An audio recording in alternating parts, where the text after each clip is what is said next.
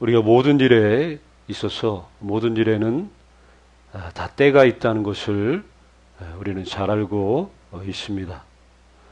지금 우리 성도 분들 한 분 한 분, 우리가 한 분 한 분이 개인적으로 어떠한 때를 보내고 있는지, 어떠한 때에 놓여 있는지, 그리고 어느 때를 그렇게 간절히 바라고 있는지, 아니면 마찬가지로 우리 지금 교회는 어느 때를 교회가 지나고 있고 또 어느 때를 소망하면서 우리 교회가 나아가는지.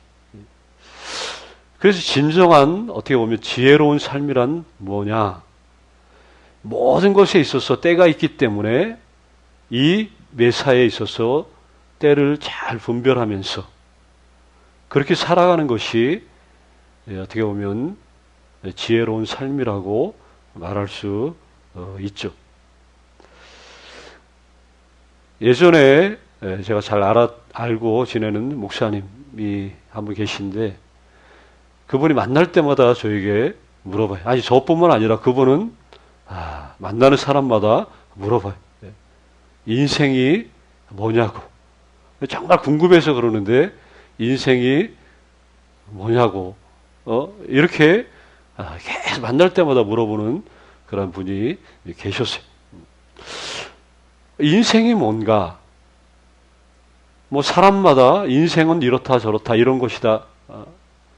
아마 수만 수천 많은 대답들이 있을 수 있겠죠. 그런데 정말 우리가 곰곰이 생각해 보면 우리 인생은 대체 뭘까? 이 깊고 이 넓은 세계를 우리는 우리의 한계로 다 헤아릴 수 없는 것 또한 사실이죠. 자, 우리가 굳이 믿음의 관점이 아니더라도 우리가 인생을 곰곰이 살펴보면 그런데 우리가 공통적으로 알 수 있는 것들은 또 분명히 또 있습니다. 뭐냐? 이 땅에서 살아가는 우리 모든 사람들의 인생에 있어서 누구도 예 없이 이 하늘 아래에서 이렇게 이루어지는 온갖 일들은 서로 양극, 쉽게 말하면 대조적으로 어떤 일들이 끊임없이 이루어지고 있다는 사실들을 우리가 알 수 있다는 거죠. 오늘 본문의 말씀들처럼 뭐 태어날 때가 있고 또 죽을 때가 있고 뭐 심을 때가 있으면 또 뽑힐 때가 있고 뭐 울 때가 있으면 웃을 때가 있고 이런 극단적인 이런 대조적인 이러한 일들을 우리가 인생을 살면서 이게 계속해서 반복되고 있고 또 이런 삶이 이렇다는 것들을 우리는 살아봐서 우리가 알 수 있다는 거죠. 그래서 모든 사람들의 인생을 보면 그게 좋든 싫든 이렇게 누구든 자기 의지와 어쩔 때는 무관하게 온갖 일들이 이렇게 발생하고 또 이렇게 펼쳐지고 또 이런 일들은 앞으로도 계속 될 거라는 그런 사실이죠. 자, 본문 우리 1절에 이렇게 시작을 합니다. 범사에 이렇게 기한이 있고 천하 만사가 다 때가 있다. 자, 고대 그 헬라어에 보면 우리가 시간이라든가 때를 가리키는 그 단어가 두 가지가 있습니다. 굳이 말한다면 하나는 크로노스 또 하나는 이 카이로스라고. 자, 크로노스 이거는 말 그대로 물리적인 시간을 말해요. 물리적인 시간. 지금도 흐르고 있는 이 시간을 말하고 있죠.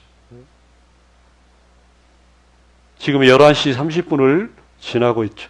지금 이렇게 물리적으로 흐르고 있는 그 시간을 가리켜서 우리가 크로노스라고 헬라어는 이렇게 표현을 하죠. 반면에 카이로스는 이렇게 물리적인 시간이 아니라 어느 게 특별하게 규정된 어떠한 한 때를, 기간, 이런 것들을 말하고 있어요. 예를 들면 이런 거죠. 농사를 짓고 또 열매를 맺는 어떤 그런 수확철이를, 이런 기간들, 아니면 추수할 시기, 뭐 입학이나 뭐 졸업 같은 시즌을 말하고, 뭐 저기 구라파나 뭐 유럽 쪽에 뭐 성탄 시즌, 이런 소리들을 우리가 들어봐서 알죠. 어떠한 시즌, 어떠한 기간, 어떠한 특별한 어떤 시기를 말할 때 이렇게 헬라어는 이렇게 구분해서 이 단어를 사용을 하고 있다는 거죠. 성경에도 보면 뭐 때가 참해, 아니면 뭐 주의하라, 깨어 있어라, 그때가 언제인지 알지 못한다, 이런 식으로 말씀할 때 그때, 예수님이 다시 오실 그때, 그때도 어떤 물리적인 시간이 흐르는 시간이 아니라 어떤 규정된 의미를 가지고 있는 그 시간을 말하는 거죠. 우리 인생들이 그렇습니다. 우리가 삶을 살면서 이렇게 우리 인생에 있어서 물리적인 시간들, 우리가 이렇게 흘러가는 그런 시간들을 보면 우리가 다 다양한 어떤 연령대들을 시간적으로 살고 있죠. 어느 분은 50대, 60대, 70대. 그런데 이 물리적인 우리 이 시간대에 우리가 살면서, 그럼에도 불구하고 어떤 특별한 어떤 의미가 부여되는, 아니 내 모든 것을 걸만한 어떤 무언가를 발견하고 깨닫는다면 그때가 바로 여기 이렇게 흘러가는 물리적인 시간이 아니라 특별히 규정된 시간, 이 카이로스의 시간이 된다는 거죠. 여기 하나님께서 우리들에게 이렇게 너희 인생에는 범사에 기한이 있고 천하만사가 다 때가 있다.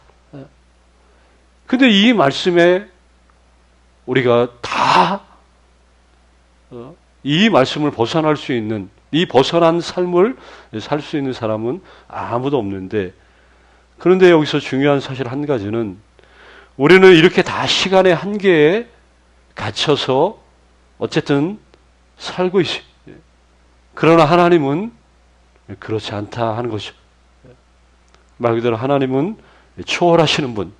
우리가 하는 일들은 왔다가 사라지지만 하나님께서 행하시는 모든 것은 영원히 있을 거다.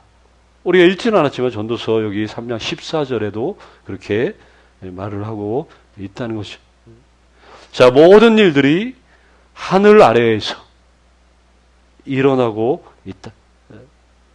그래서 그 일들을 2절부터 우리 8절 계속 우리 말씀들이 그것들을 이렇게 양극적으로, 대조적으로 설명을 해주고 있죠. 자, 2절에 먼저 2절도 보면 여기 태어날 때와 죽을 때, 자, 삶의 시작과 끝을 이렇게 나타내죠. 자, 누구나 생명의 연수는 다 사람마다 다르겠죠. 근데 분명한 건 그 누구나 한계가 이미 그어진 그런 시간대를 사는 거죠. 남들보다 10년, 20년 더 산다고 해서 뭐 그런 차이만 있을 뿐이지, 어쨌든 아무리 오래 살아도 어쨌든 한계가 있는 삶이, 이걸 뛰어넘을 수 있는 사람이 또 아무도 없죠. 자, 모든 사람들은 태어나고 이렇게 죽고, 또 식물들도 마찬가지. 그래서 식물들, 여기 심을 때와 심긴 것을 뽑힐 때가 있다. 이 식물도 이런 삶과 죽음의 그런 과정들을 겪고 있죠. 그리고 이어지는 여기 3, 4절도 보면 여기도 부정과 긍정의 그런 양극적인 상황들을 보여주죠.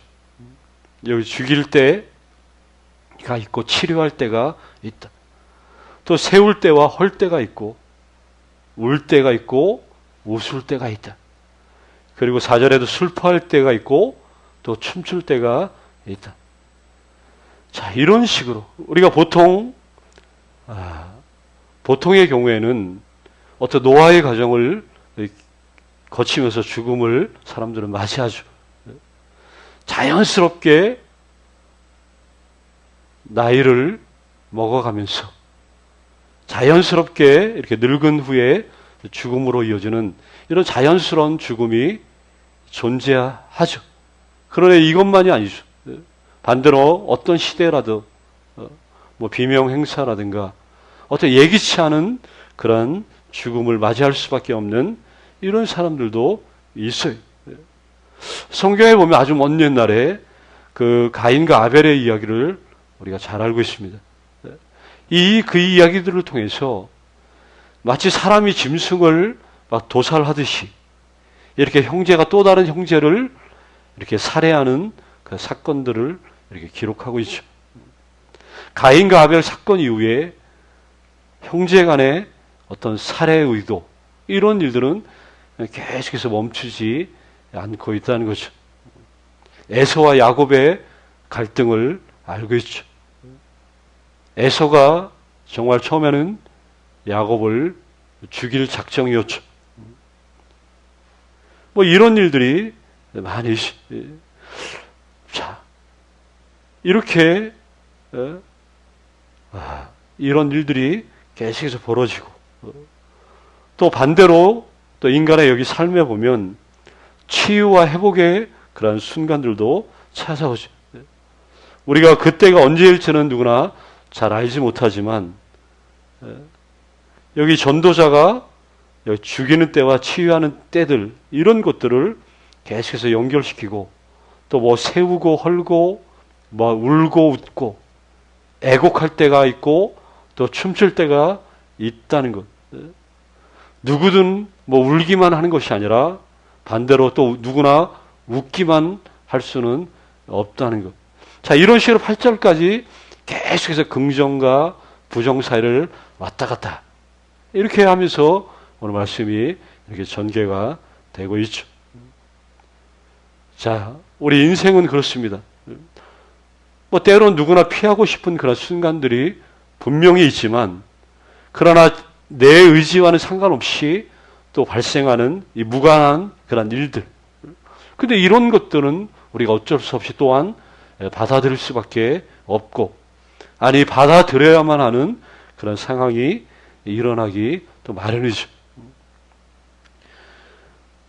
뭐 나라도 그렇고 국가도 그렇고 또 모든 이 땅 위에 하늘 아래에 존재하고 또 되어지는 이 시간 속에 놓여 있는 모든 것들은 다 그럴 수밖에 없다는 거죠. 자, 어떤 사람이 오늘은 내가 뭐 의도적으로 오늘은 내가 하루 종일 웃고 지내야지 뭐 이렇게 한다고 해서 사실 뭐 될 일도 아니죠. 어떤 성공을 내년에는 성공할 거야 라고 뭐 장담한다고 해서 그렇게 된다는 뭐 보장도 없죠. 그러니까 삶은 때때로 이렇게 마음먹은 대로 되지 않을 때도 있고 또 뜻하지 않게 예상하지 않았는데도 또 뜻밖의 일들이 좋은 일들이 또 일어날 때도 얼마든지 있는.